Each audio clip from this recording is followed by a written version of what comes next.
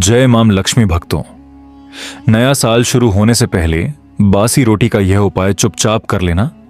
इससे आपकी 7 जन्मों की गरीबी हमेशा के लिए दूर हो जाएगी। नए साल 2026 में माता लक्ष्मी जी आपकी जिंदगी में इतना धन बरसाएंगी कि आपसे संभाला नहीं जाएगा। आपकी जिंदगी के सारे दुख दूर हो जाएंगे। मनचाही शादी करनी है तो वह भी हो जाएगी। गंभीर से गंभीर बीमारियों से मुक्ति मिल जाएगी। परिवार में सुख शांति आएगी। भक्तों, बासी रोटी का यह उपाय आपकी जिंदगी को पूरी तरह से बदल देगा और आने वाले नए साल 2026 में आपकी किस्मत चमक जाएगी। मुझे पता है आप अपने जीवन में बहुत दुख झेल रहे हो, बहुत परेशानी आपने इस साल सही है। कई बार ऐसा लगा होगा कि अब शायद भगवान भी हमारी नहीं सुन रहे। आपने मेहनत भी की, पूजा भी की, व्रत भी रखे, मंदिर भी गए, लेकिन फिर भी हालात नहीं बदले। पैसे आते हैं लेकिन टिकते नहीं, रिश्ते बनते हैं लेकिन टूट जाते हैं, बीमारी जाती नहीं, मन को चैन नहीं मिलता। लेकिन भक्तों, ध्यान से सुनिए, नया साल बस कुछ ही दिनों में शुरू हो रहा है और अगर आप अभी यह बासी रोटी का उपाय कर लेते हैं तो आपके घर में माता लक्ष्मी जी दौड़ी चली आएंगी और केवल आएंगी ही नहीं बल्कि हमेशा हमेशा के लिए वहीं रहने लगेंगी। आप जहां काम करेंगे, जिस चीज को हाथ में लेंगे, वहां से धन दौलत आपको मिलने लगेगी और इतना धन आएगा कि आप खुद सोचने लगेंगे कि मैं इसे संभालूं कैसे। लेकिन यह कोई चमत्कारिक कहानी नहीं है, यह कोई मनोरंजन नहीं है। आज जो शब्द मेरे मुख से निकल रहे हैं वे केवल शब्द नहीं हैं, ये अनुभव हैं। ये उन शास्त्रों की चेतावनियां हैं जिन्हें आज के समय में बहुत कम लोग समझ पाते हैं। यह ज्ञान हर किसी को नहीं दिया जाता, हर कान इसके योग्य नहीं होता, क्योंकि अगर यह उपाय गलत व्यक्ति के हाथ लग जाए तो वरदान नहीं बल्कि बोझ बन जाता है। लेकिन अगर सही व्यक्ति के हाथ लग जाए तो केवल हालात नहीं बदलते, भाग्य को भी झुकना पड़ता है। लोग सोचते हैं नया साल मतलब नई तारीख, नया कैलेंडर, नया मोबाइल वॉलपेपर और कुछ नए संकल्प। लेकिन जो जीवन को समझता है, जो कर्म को पहचानता है, वह जानता है कि नया साल केवल दिन नहीं बदलता। नया साल पुराने कर्मों का वही खाता खोलता है जो आपने वर्षों में बोया है। कुछ लोगों के लिए नया साल अवसर बनकर आता है और कुछ के लिए चेतावनी बनकर। अगर हर साल नया साल आता है और आपकी हालत वही की वही रहती है तो दोष समय का नहीं है, दोष किस्मत का भी नहीं है, दोष आपके कर्मों का है। अगर आपके जीवन में गरीबी पीछा नहीं छोड़ रही, चाहे आप कितना भी मेहनत कर लें, चाहे दिन रात खप जाएं, फिर भी पैसा हाथ में टिकता नहीं। अगर कर्ज उतरने का नाम नहीं ले रहा, एक जाता है तो दूसरा सिर पर बैठ जाता है। अगर विवाह की बात बनते बनते टूट जाती है, रिश्ते आते हैं लेकिन टिकते नहीं। अगर बार बार अपमान, निराशा, धोखा मिल रहा है, अगर बिना कारण शत्रु नुकसान पहुंचा रहे हैं, बदनामी हो रही है, झूठे आरोप लग रहे हैं, अगर शरीर दवा खाकर भी ठीक नहीं हो रहा, इलाज चलता है लेकिन राहत नहीं मिलती, मन भारी रहता है, नींद नहीं आती, तो उस समय अपने भाग्य को मत कोसिए। उस समय समझ लीजिए कि दोष भाग्य का नहीं है, दोष आपके कर्मों का है। और कर्म सुधारने का सबसे सरल मार्ग कोई कठिन तपस्या नहीं है, कोई महंगा यज्ञ नहीं है, कोई दिखावटी पूजा नहीं है। कर्म सुधारने का सबसे पहला और सबसे मूल रास्ता है अन्न का सम्मान। शास्त्र कहते हैं, जिसने अन्न को समझ लिया उसने जीवन को समझ लिया, और जिसने अन्न का अपमान किया उसने अनजाने में अपने भाग्य का अपमान कर दिया। बासी रोटी, यह शब्द सुनते ही बहुत लोगों के मन में घृणा आती है। लोग इसे बेकार समझते हैं, फेंक देने योग्य समझते हैं। लेकिन ध्यान से सुनिए भक्तों, बासी रोटी बेकार नहीं होती। बासी रोटी तपस्या होती है, यह अन्न की परीक्षा होती है। ताजा भोजन का सम्मान तो हर कोई कर लेता है, लेकिन बासी अन्न का सम्मान वही करता है जिसके भीतर संस्कार जीवित होते हैं। शास्त्रों में साफ लिखा है कि जिस घर में बासी अन्न का अपमान होता है उस घर में लक्ष्मी प्रवेश तो कर सकती है लेकिन टिकती नहीं। वह आती है, देखती है और चुपचाप लौट जाती है। और इसके उलट जिस घर में बासी अन्न का सदुपयोग होता है, जहां रोटी को केवल पेट भरने की चीज नहीं बल्कि ईश्वर का प्रसाद माना जाता है, वहां दरिद्रता डर कर भागती है, वहां गरीबी टिक नहीं पाती, वहां कर्ज जड़ नहीं पकड़ पाता, वहां दुर्भाग्य ठहर नहीं पाता, क्योंकि अन्न के साथ जुड़ी हुई ऊर्जा सीधी कर्म फलदाता तक जाती है। लेकिन ध्यान रखिए, यह कोई हल्का उपाय नहीं है, यह कोई खेल नहीं है। इसे करने से पहले कुछ कठोर नियम हैं। अगर नियम टूटे तो उपाय निष्फल ही नहीं होगा, उल्टा प्रभाव भी दिखा सकता है। पहला नियम, यह उपाय गुप्त रहेगा। जिस दिन आपने किसी को बता दिया उसी दिन इसका प्रभाव टूटने लगता है। दूसरा, इसे हंसी मजाक में नहीं करेंगे, कर्म मजाक नहीं समझता। तीसरा, मोबाइल हाथ में लेकर वीडियो देखते हुए यह उपाय नहीं होगा। चौथा, करते समय मन में जरा सा भी संशय आया कि पता नहीं होगा या नहीं, उसी क्षण उपाय की शक्ति समाप्त हो जाती है। और पांचवा नियम, यह उपाय वही करे जो सच में परेशान है, दिखावे के लिए नहीं।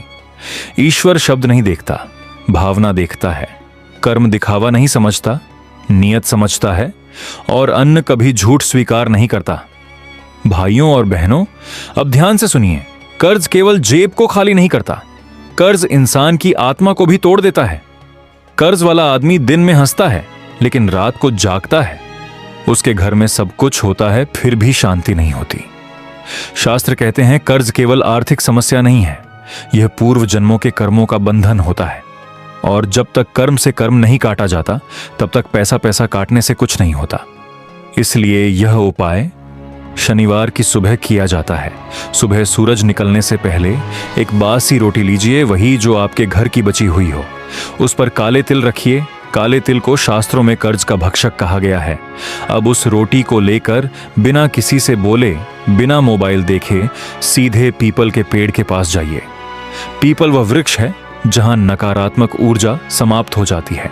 वहां उस रोटी को रख दीजिए और बहुत धीमे स्वर में या मन ही मन कहिए, हे कर्म फलदाता, मैंने जाने अनजाने जो भी कर्म किए, उनके कारण जो बंधन मुझ पर चढ़ा है उसे अब काट दीजिए। इसके बाद पीछे मुड़कर मत देखिए। यह पीछे न देखना बहुत बड़ा संकेत है। इसका अर्थ है जो चला गया उसे वापस मत बुलाओ। चमत्कार यह नहीं होगा कि अगले दिन लॉटरी लग जाएगी। चमत्कार यह होगा कि रास्ते खुलने लगेंगे। अब धीरे धीरे विवाह के उपाय, बीमारी के उपाय, गरीबी के उपाय उसी प्रकार से आगे चलते हैं।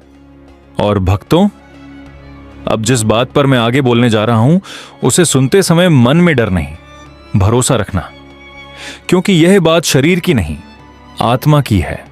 बीमारी जब आती है तो केवल शरीर को नहीं तोड़ती, वह मनुष्य के विश्वास को भी हिला देती है।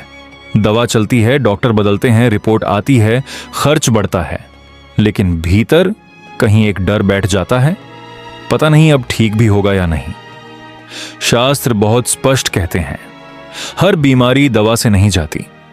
कुछ बीमारियां शरीर में नहीं, कर्मों में जड़ जमाकर बैठी होती हैं। इसीलिए आपने देखा होगा, एक ही बीमारी दो लोगों को होती है। एक जल्दी ठीक हो जाता है, दूसरा वर्षों तक जूझता रहता है। फर्क दवा का नहीं होता, फर्क कर्म और मन की स्थिति का होता है। बीमारी तब आती है जब शरीर थकता है, लेकिन बड़ी बीमारी तब आती है जब मन हार मान लेता है। और मन तब हारता है जब भीतर अपराध बोध, डर, दबा हुआ दुख और अधूरी बातें जमा हो जाती हैं। शास्त्र कहते हैं, जब इंसान अन्न का अपमान करता है तब शरीर अन्न की शक्ति खो देता है, और जब शरीर अन्न की शक्ति खो देता है तब दवा भी आधा काम करती है। अब ध्यान से सुनिए, यह उपाय किसी दवा के विरोध में नहीं है, यह उपाय डॉक्टर के खिलाफ नहीं है, यह उपाय कर्म के स्तर पर काम करता है। इसीलिए इसे बहुत शांत मन से करना होता है। यह उपाय मंगलवार या शुक्रवार की रात किया जाता है। रात इसलिए क्योंकि रात में मन सबसे सच्चा होता है। दिन में इंसान दूसरों से झूठ बोल सकता है, लेकिन रात में खुद से नहीं। उस रात घर में जो रोटी बच जाए वही बासी रोटी इस उपाय की आधार बनेगी। उस रोटी को हाथ में लेने से पहले मन में कोई डर नहीं, कोई शिकायत नहीं, केवल एक स्वीकार कि मैंने जाने अनजाने कहीं ना कहीं जीवन में अन्न, श्रम या समय का अपमान किया है। अब उस बासी रोटी पर थोड़ा सा हल्दी लगाइए। हल्दी केवल मसाला नहीं है, हल्दी शरीर की नहीं, ऊर्जा की औषधि है। शास्त्रों में हल्दी को जीवन शक्ति का प्रतीक माना गया है। उसके बाद उस रोटी पर थोड़ा सा गुड़ रखिए।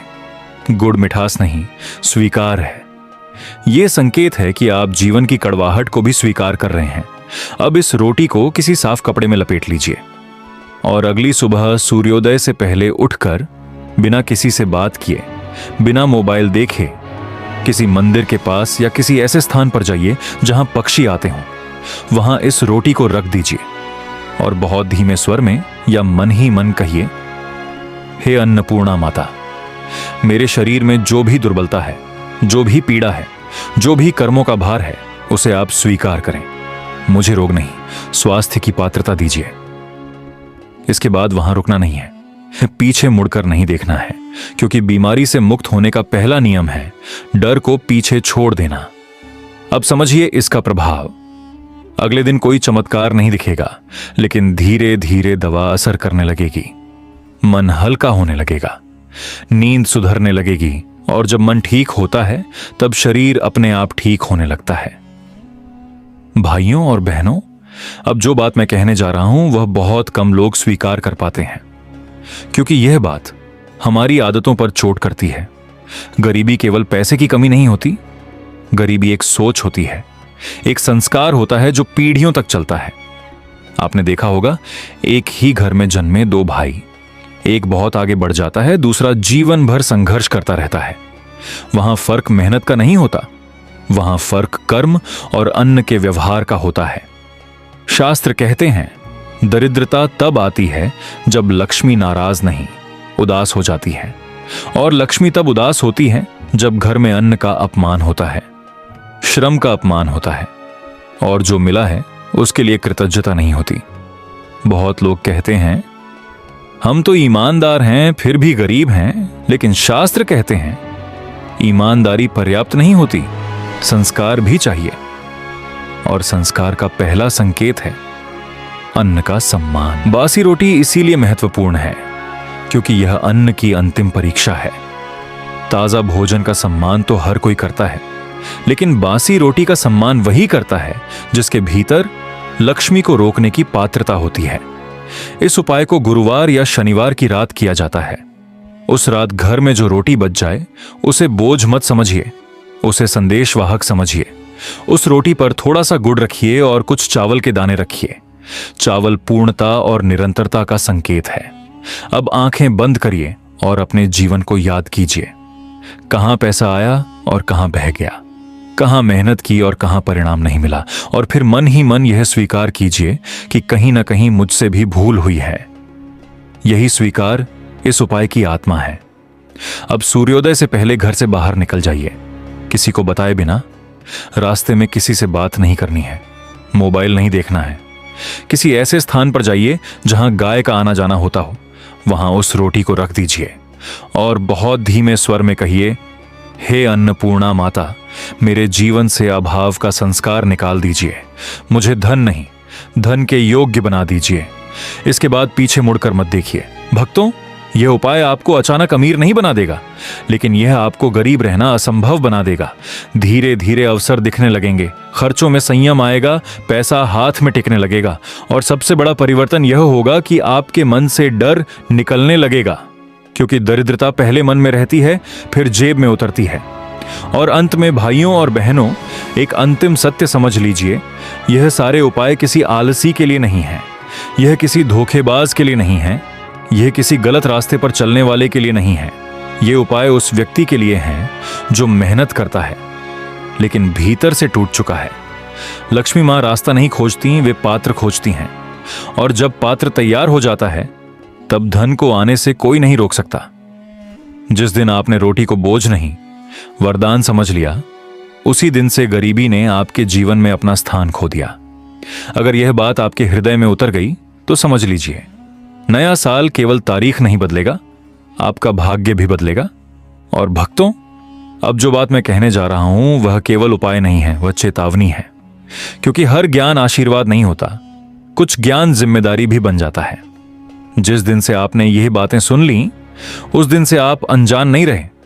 अब अगर इसके बाद भी अन्न का अपमान हुआ, श्रम का अपमान हुआ या नियत में छल रहा, तो दोष समय का नहीं होगा, दोष आपका अपना होगा।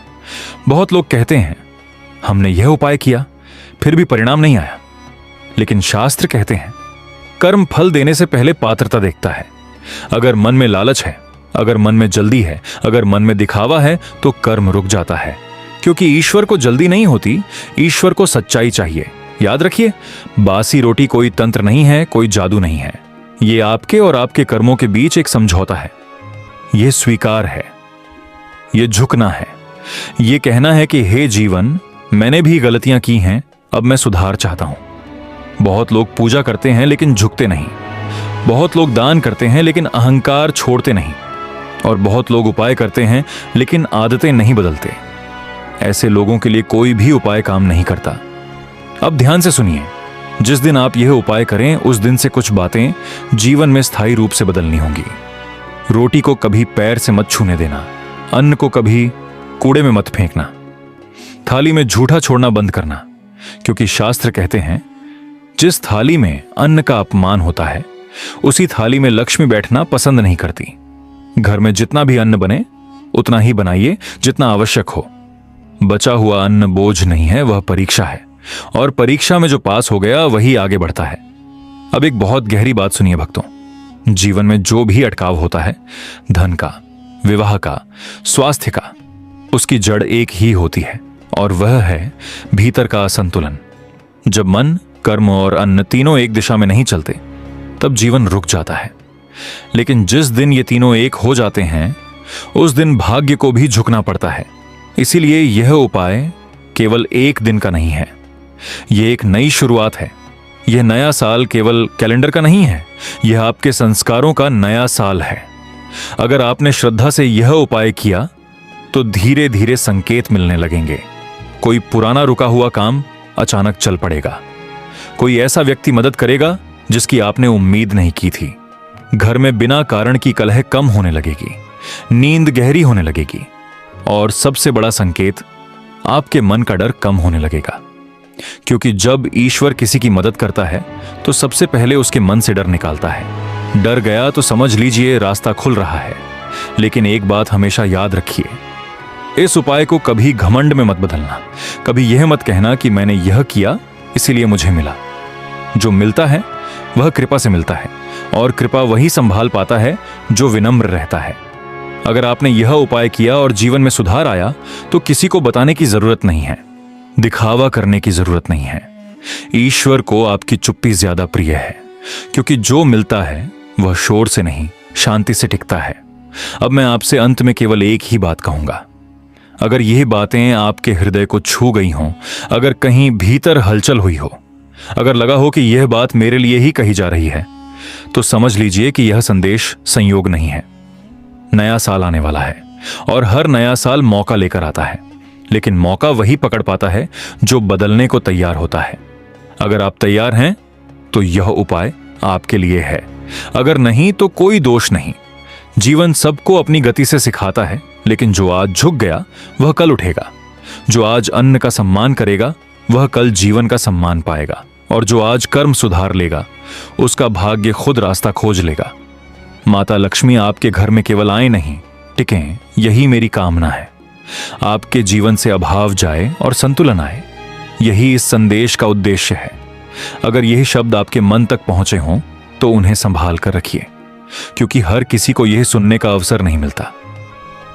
जय मां अन्नपूर्णा, जय मां लक्ष्मी।